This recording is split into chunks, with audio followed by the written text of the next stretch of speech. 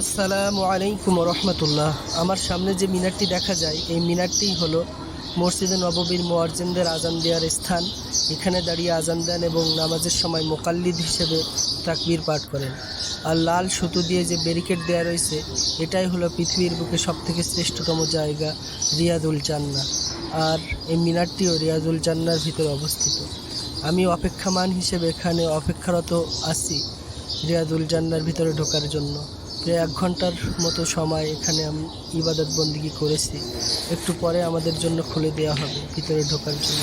আল্লাহ রাব্বুল আলামিন আমাদের সকলকে কবুল করুন, এখানে আসার তৌফিক দান করুন, নবীর রওজায় জিয়ারত করা, সালাম দেওয়ার তৌফিক দান করুন, রিয়াদুল জান্নাহ আসার তৌফিক দান। মূল রিয়াদুল জান্নাহ আমার সামনে অবস্থিত। এখানে প্রায় 1 ঘন্টা যাবত অপেক্ষা করার পরে আমাদেরকে অনুমতি দেওয়া হয়েছে রিয়াদুল জান্নাহর ভিতরে প্রবেশের। এই যে লাল দড়ি দিয়ে নিশানি করা রয়েছে এই জায়গা, এর ভিতরের জায়গাটাই হলো মূল রিয়াদুল জান্নাহ। আমরা এখন রিয়াদুল জান্নাহর ভিতরে প্রবেশ করছি। আমি সামান্য একটু ভিডিও করলাম। এই ভিডিও করার উদ্দেশ্য হলো যদি কোনো ভাই এখান থেকে দেখে সামান্য উপকৃত হন, রিয়াদুল জান্নাহর প্রবেশের নিয়ম পদ্ধতি জানেন। এখানে 2-3টা ভাগে ভাগ করা হয়। প্রথমে ঢোকার পরে রিয়াদুল জান্নাতে ঢুকতে দেয় না, ওর সামনে বা ডান পাশে কিছুক্ষণ অপেক্ষা করায়।